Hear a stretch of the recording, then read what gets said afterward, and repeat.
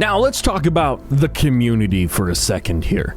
A few things really stood out to me that I wanted you to see as well, in case you somehow haven't already. 1K Motorsports. Some of their recent videos are a brilliant case study on the fact that sometimes as an automotive content creator, misfortune can lead to fortune. Because the title, and I'll just read it verbatim here, $600,000 Ferrari 488 Pista stolen from valet, part 1. That got my attention nice and quick. I barely even looked at the thumbnail. I can't even remember the thumbnail. But the title, what's even better, it wasn't clickbait. So when something crazy happens to you, and it's car related, as a car content creator, yeah, you gotta cover that. And theirs is a wacky story. Keys being left unattended, the car getting ransacked and torn apart, and then the owners tracking it down themselves, which, by the way, was really interesting. Also, thanks to this video, I now know about AirTags. Kind of useful to know about. And of course, I can't deny how special a 488 Pista is. I think it's a very beautiful car. I personally think it looks a little better than the 458 Speciale, but that's just me. I would definitely take a 488 Pista over a 458 Speciale, despite the fact that 458 does sound pretty special. I just don't think it looks as good. Up next, I want to cover Walterific, a YouTuber I've been subscribed to for many years now. His motovlogging content is really entertaining, and I used to binge watch it a lot with my friends, actually. One of my fondest memories back in college is playing one of his playlists, and me and my friends all just sitting down in beanbags and watching his videos. But one of his recent videos about Amazon firing him for filming his work routine struck a deep personal chord with me. There's no denying how brilliant the new 911 GT3 RS is, and yet Matt Watson of CarWow, the place to go to for excellent reviews and ridiculous drag races, has to make an apparently difficult decision between the 911 ST and his GT3 RS.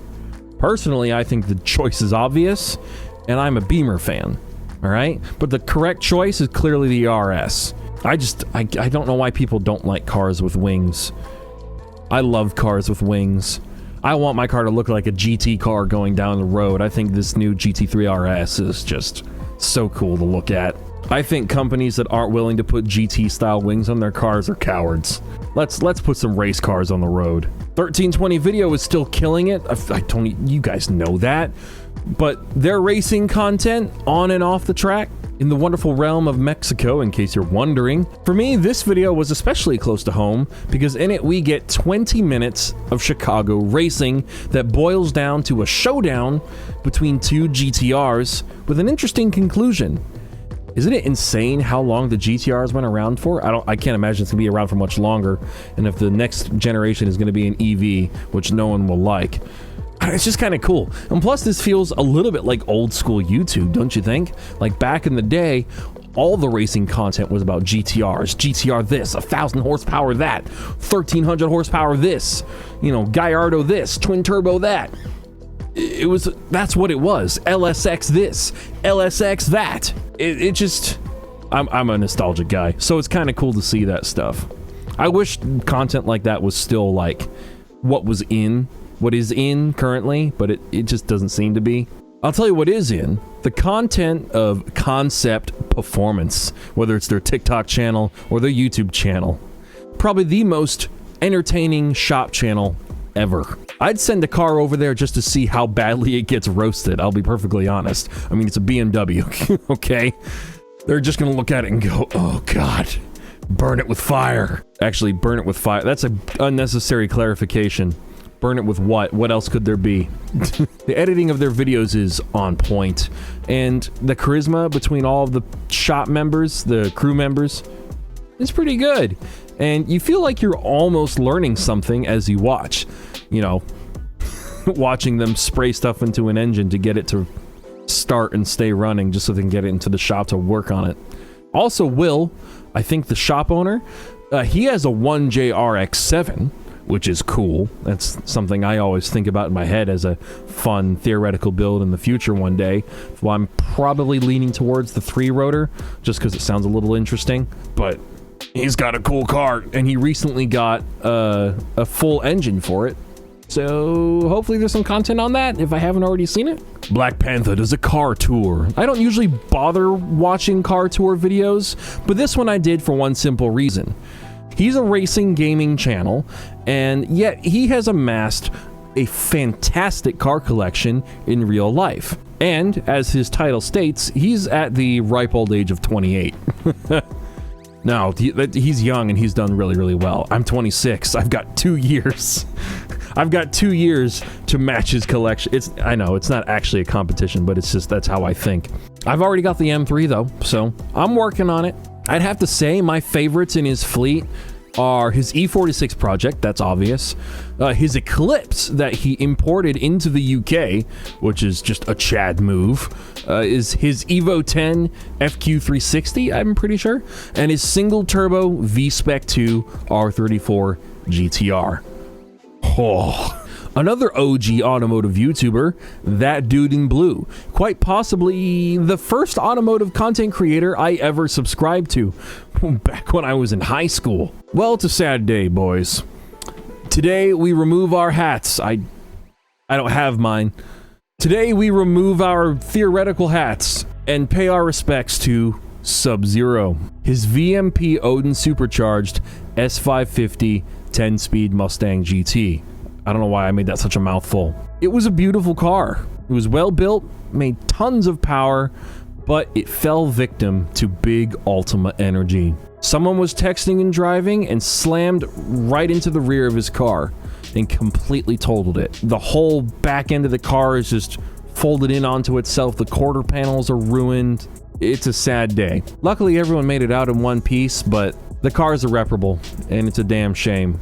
It's not a fair thing to see for someone who works so hard. I mean, the dude practically runs his channel all by himself, which is not something you see very often, if at all, especially with the frequency of his uploads and the level of, you know, film quality all of his content has. I mean, I personally, I can't wait until I can afford an editor, just so that, you know, I can free up time to use my creative energy more effectively. Either way, what I'm trying to say is, I'm glad David and his wife are okay, and I hope he doesn't wear himself out working too hard, because that's a surprisingly easy thing to do. And, you know, seeing passionate people struggle, it sucks. You know, I'd rather see passionate people just enjoy being passionate. Remember Lee RB? You know, the guy with the best built R34 Skyline GTT in the US. Full steel quarter panel conversion, genuine GTR body, RB30, GTR all-wheel drive drivetrain, sequential gearbox, Haltech ECU. Everything about it is built and drives and feels like a GTR except for the VIN. Obviously, don't tamper with your VINs. But this is why, when you look at his bio, it says, converted for the crybabies. Just as a clarification, a disclaimer for those people. Well, in one of his latest videos, he brings a literal barn find S chassis back to life and thrashes it around. With the way the market is, a barn find 240 is actually kind of like something straight out of Forza Horizon, I'll be honest with you. Returning to life with Amelia Hartford, boy oh boy, what should we talk about? She does quite a lot of stuff. You know, her GT40, her Camaro, which is really freaking nuts.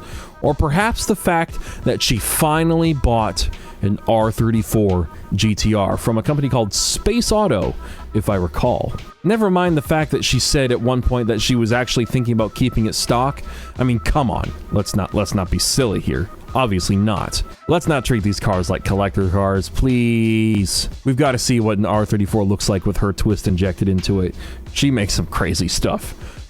You know, the Amelia Hartford edition of the R34 GTR, that's something the world needs to see. And she did kind of hint at what her vision might be. And it sounds like it's going to be clean. She did mention something in the 500 to 700 horsepower range at one point. Maybe it'll have a body kit. Maybe she'll just do what a lot of other people do and just put the Z-Tune exterior on it. Who knows? Hopefully, she does something like uses an HKS turbo kit or the HPS manifold or something. I'm praying everyone starts to realize that's where the good sounds are at. I need more and more people to start making their cars sound like that. The whole reason why I made my original video was to be like, look, I figured it out, and I don't want it to be a secret. I want everyone to know. I want to hear every Skyline sounding like Paul Walker's from Too Fast, Too Furious. Everyone's going to be saying, oh, it's Brian. No, oh, it's Amelia. Have you ever seen a heavily modified McLaren P1? No, not a P1LM or a P1 HDK. I'm talking about true aftermarket. Well, Tavares is here to fill the void, because we all remember the flooded P1 from way back when. Well, he's rebuilding it with his own unique twist. Lighter weight, more power, no hybrid system, a glossy carbon interior. I can't think of many project cars on YouTube that have higher stakes than this one, if I'm honest. And I mean, this may sound weird, but thankfully it is a flooded car, and the project didn't start out using a pristine example. I don't know of anyone who'd be willing to do any of this stuff to a stock, clean P1 hypercar. P1s are just way too special.